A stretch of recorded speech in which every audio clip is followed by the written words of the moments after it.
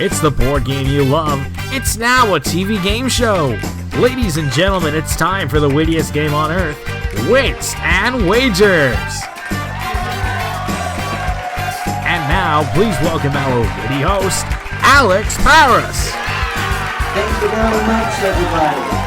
What an audience tonight. Thank you. Thanks, Kyle Herschel, and hello, everybody. Welcome to the very first episode of Wits and Wagers, the wittiest game on earth where you don't have to know the answer. Just think of an answer that is closest to the actual answer without going over. I'm Alexander Paras, your host, and we got 5 wonderful contestants tonight. We have Peter Griffin. Hey, I'm Peter.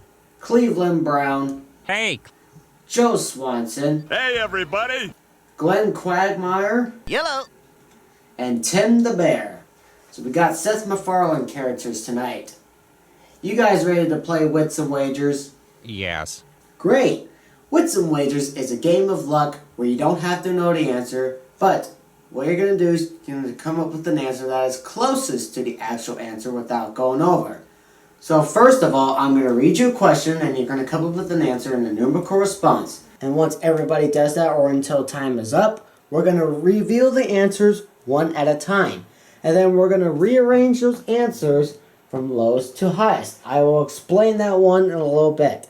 Then you're going to be using these 2 wager chips, which are $100 and the other $200. You have to use both, which I'll explain right now. You're going to use both of these wager chips to determine which one is closest to the actual answer without going over. So let's say Peter is confident that this answer is correct, but he also thinks that his answer is correct. So he'll place it on his answer on Glenn's answer, and everybody else does the same. But if you think everybody is over the actual answer, you're going to place it right over here on the one which pays double. So that means, let's say if you put $300 on the pays double, you're going to get double that. So you're going to get $600.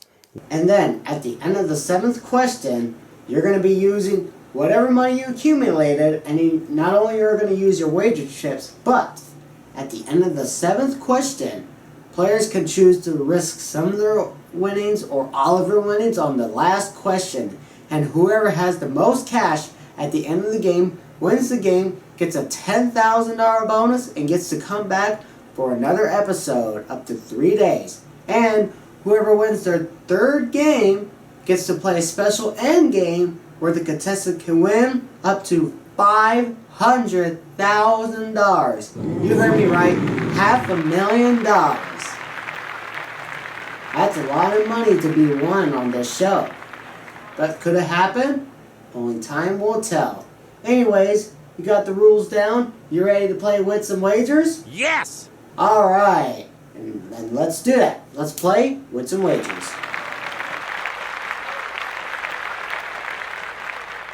Alright, as I said before, I'm going to read you a question, and you have to come up with an answer and a numerical response. So, here's the very first question of Wits and Wagers. In years, what is the longest recorded lifespan of a dog? I'll repeat the question one more time. In years, what is the longest recorded lifespan of a dog? You're going to have 30 seconds to come up with an answer, and your time starts now.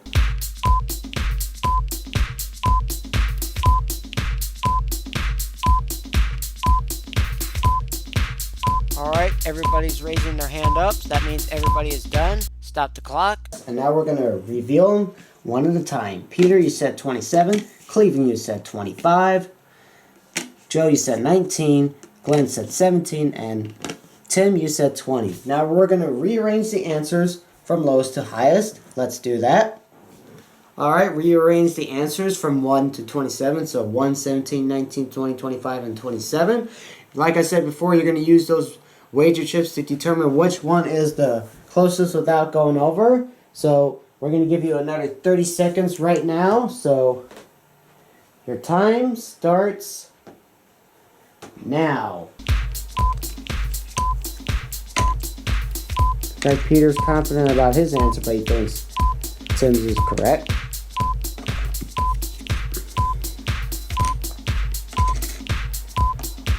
Well, he thinks everybody's over the actual answer. Alright, Everybody's raising hands. All right, stop the clock. And the actual answer is 29 years is the actual answer. So that means Peter and Joe, you're going to get some money since you placed one of your wager chips on the winning guess. So that means Peter, you're going to get $200 for placing your $200 wagering chip on the correct answer, plus another $200 for being the closest without going over. And Joe, you're going to get yourself $100. All right, since we read down the scores, it's time to read our second question. Who's we anyway? In miles per hour, what is the fastest recorded speed for a mammal? In miles per hour, what is the fastest recorded speed for a mammal? I'm going to give you 30 seconds. Let's put 30 seconds on the clock. Your time starts now.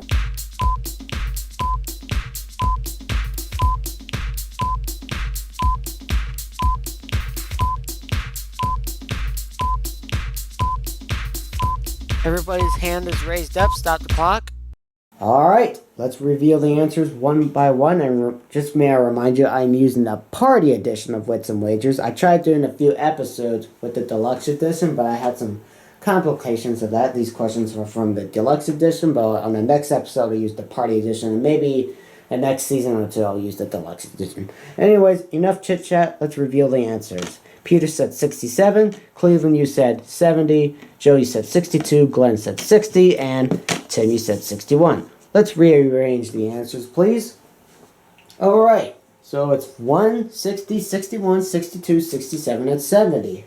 You have another 30 seconds to see who is closest to the actual answer without going over it. Your time starts now. Oh, Cleveland's confident about his answer, and so is Peter, too. Wow. Alright. Looks like Tim is confident. And Joe's deciding. It looks like Quagmire is confident about 60. Everybody's raising their hands. Alright, stop the clock. And the actual answer is 71 miles per hour. So Peter, Cleveland, and Joe, you're going to get some money. Peter, you're going to go up to $700, and Cleveland, you're going to go up to $500, and Joe, you're going to get an extra $100. Been there, done that. It's time for our third question. And here is question number 3. In inches, how tall is the Oscar statuette? In inches, how tall is the Oscar statuette? You have 30 seconds to come up with a numerical answer, starting now.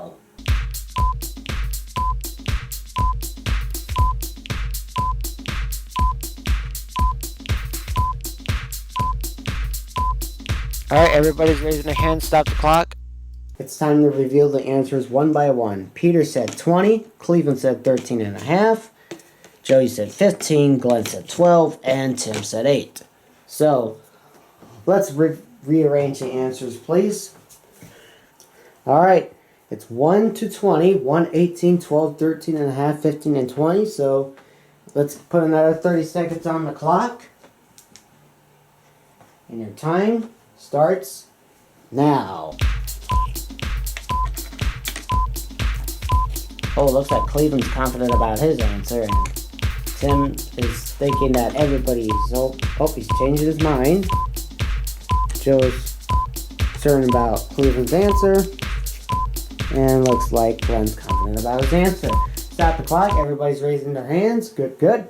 All right. The actual answer is 13.5. 13.5 inches is how tall the Oscar statuette is.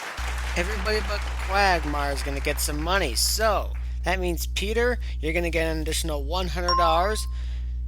Tim, you're going to get $200. Cleveland, you're going to go to $800. And Joe, you're going to get $400. And if you take a look at Cleveland's answer, it is right on the nose. So that means Cleveland, for getting the answer right on the nose, I'm going to give you an additional $500 for being exactly right. So that takes you up to $1,300. Good job.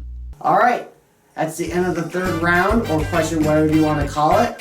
We're going to take a commercial break to see who's going to win Wits and Wagers and become our first champion. Who will it be? We'll find out right after these commercial messages.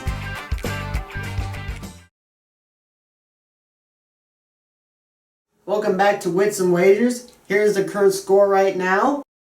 It's still anybody's game, and now I read the fourth question. Listen carefully. How many full-length films did Tom Cruise appear in before he turned 40?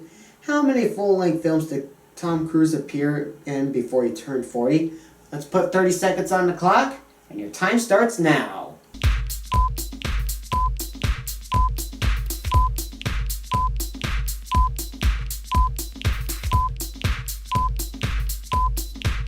Looks like everybody's done. Let's stop the clock, please. Alright, we decided to reveal the answers all at once because Cleveland and Joe have the same answer. So anytime somebody or more people have the same answer, we're going to stack those answers. So it's 1, 17, 20, 22, and 25. So, let's put another 30 seconds on the clock. Your time starts now.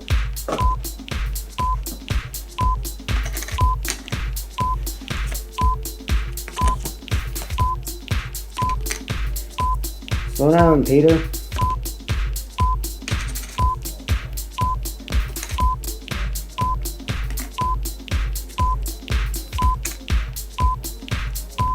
Alright, stop the clock.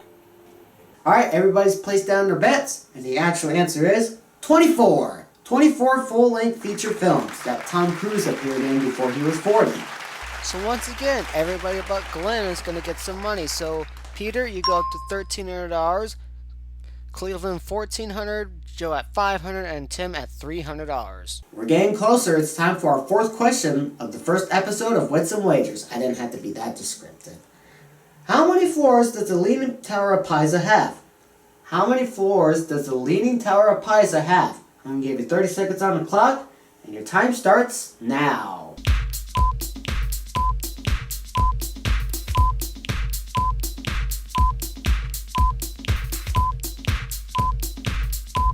Done already? Alright, stop the clock. Here's everybody's answers. 10, 8, 11, 7, and 6. Let's rearrange the answers, please.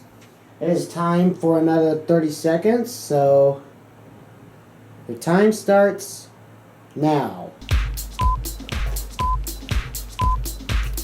Once again, Cleveland's confident about his answer, and looks like Peter is agreeing with Cleveland.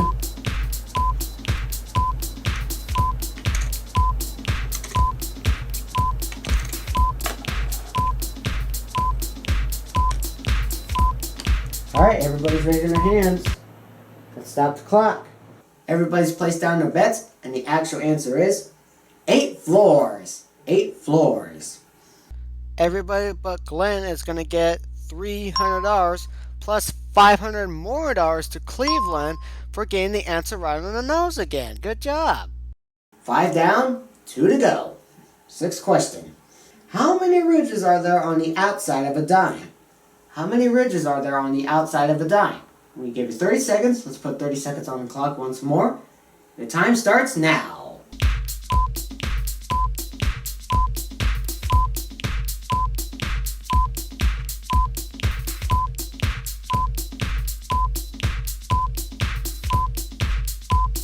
Alright, everybody's raising up their hands. Let's stop the clock, please. We revealed the answers all at once. Peter said 40. Cleveland said 110. Joe, you said 50. Glenn said 79. And Tim, you said 100. Let's rearrange the answers from lowest to highest, please. We're going to put another 30 seconds on the clock. Time starts now.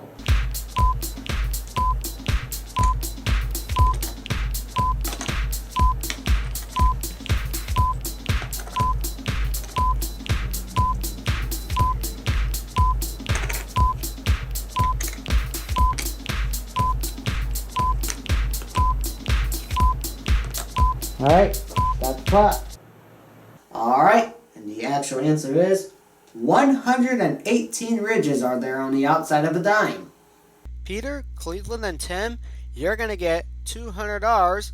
And Cleveland, you're going to get an additional $200 for being the correct answer. And Joe, you're just going to get $100.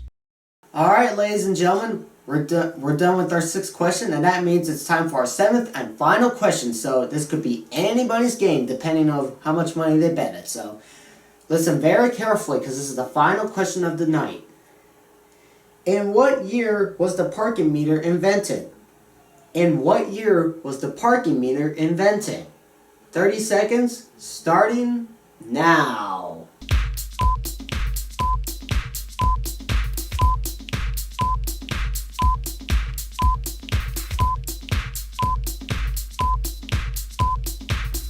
everybody's raising their hands up. Stop the clock. We revealed the answers as well as I'm arranging them from the lowest to highest. Now, since this is the last question, what you're gonna do, you're gonna use your wager chips plus whatever you have in your score. So you're gonna secretly lock that in. Right after everybody's placed their wager chips, I'm gonna ask everybody to reveal their wagers, and then we're gonna find out which one is closest to the actual answer without going over. So let's put 30 seconds on the clock. And your time starts now.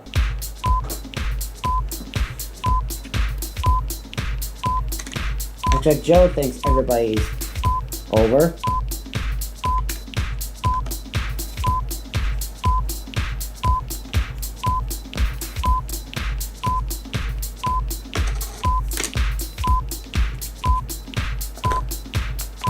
Alright, stop the clock. And now, everybody, please reveal your wagers, please. Alright. And now I reveal the answer, and it is 1935, when the parking meter was first invented. Unfortunately, almost all of you are going to lose your money but Cleveland and Peter. And Peter, with $3,800 plus the $10,000 bonus, you are today's champion. Alright, congratulations, Peter Griffin. You are the first champion of Wits Wagers, and you get to come back next week where you face 4 new people. And I want to thank everybody for watching the premiere episode of Wits Wagers right at home. We are grateful here at Game Show Entertainment. This is going to be a weekly series, so tune in Monday as our champion meets 4 new contestants where they play the wittiest game on earth, Wits and Wagers. So thank you very much for watching the premiere episode, and I will see you all next Monday night. Good night, everybody.